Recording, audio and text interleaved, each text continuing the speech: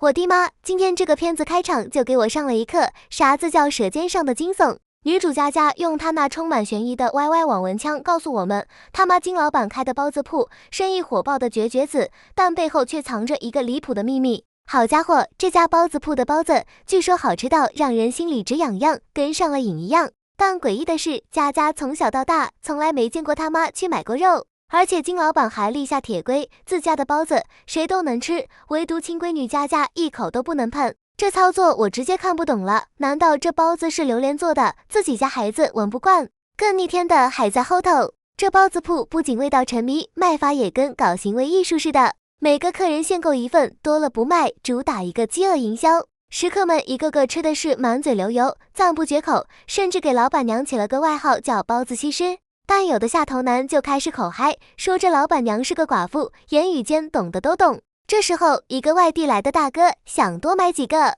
结果金老板上下打量他一番，来了句灵魂拷问，就你这小身板能顶得住吗？我特妈也惊呆了，这卖个包子啷个跟查酒驾一样，还要看你身体素质的。这包子吃下去是加 buff 还是加 debuff？ 看视频的骚棒在弹幕告诉我。悬念拉满之后，镜头一转，大的要来了。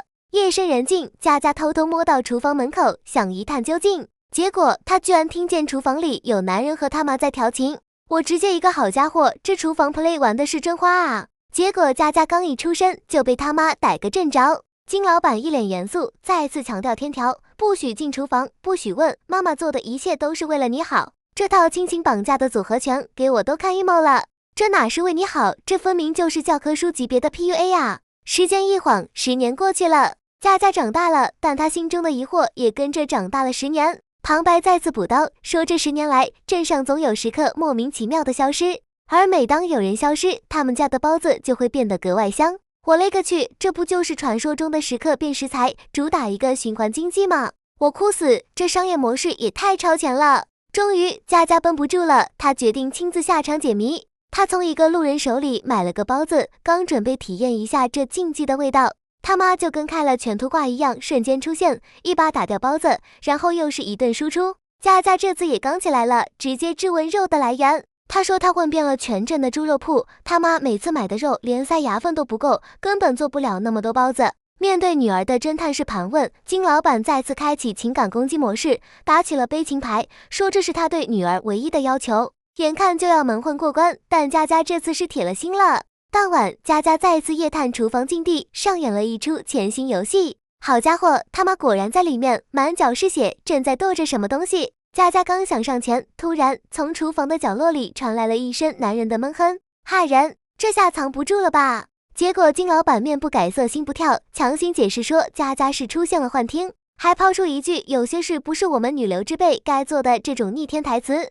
我直接裂开，大姐，这都啥年代了，你搁这演古装剧呢？眼看硬闯不行，佳佳心生一计，决定开大。她找了个男朋友，名叫陆明，直接带回了家。她跟他妈约定过，带男朋友回来就能进厨房。金老板一看到陆明，那眼睛都放光了，那眼神不像丈母娘看女婿，越看越欢喜，倒像是屠夫看活猪，正在估算能出多少斤肉。晚饭时间到了，全片最离谱的一幕出现了。金老板热情地把一盘包子端到陆明面前，让他尝尝。佳佳当场就质问了，为啥他能吃我不能吃？金老板微微一笑，说出了一句让我头皮发麻的话，因为他是外人，只有吃了这个包子才有可能成为我们自己人。小伙伴们可以把细思极恐打在弹幕上了，这哪是认女婿，这分明是在招募新的经验宝宝啊。紧接着金老板疯狂劝酒，一杯就把佳佳给干趴下了。